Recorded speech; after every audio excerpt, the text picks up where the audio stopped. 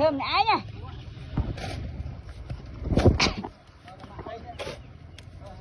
Chà chị đặn mò à.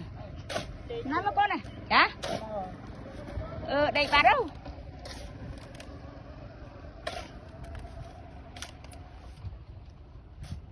Thưa đây chẳng.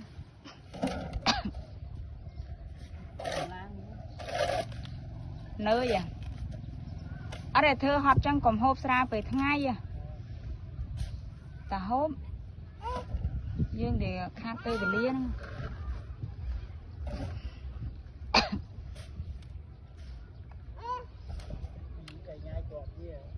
Nâng ấy.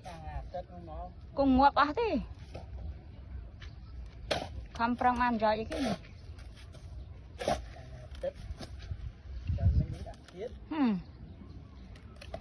Phụ anh trâu dự mà.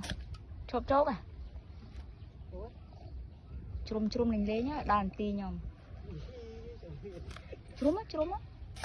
Bánh ti bàn chộp. Cho muối mưa còn luôn với tầm am ăn tí.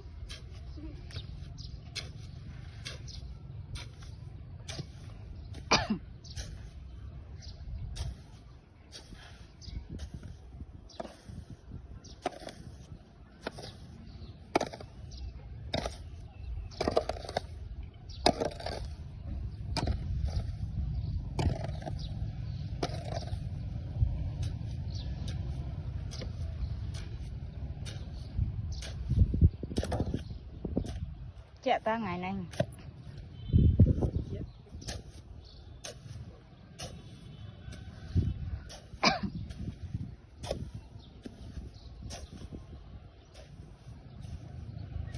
Mê rồi tên sky hộp thế là mê.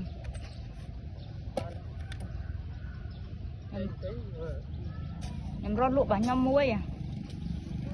Thôi ra bà nhóm mình hôm mơ đó. Buồn mà ơn. Thôi ra là bụi cây mình cơm thế. Sao phải bắn xì bóng mòn thì. Thì thả xì bóng mòn bà nhóm bông rộp rồi bông nồng tê phải đai xì hông. Lũ không ai cái tư to.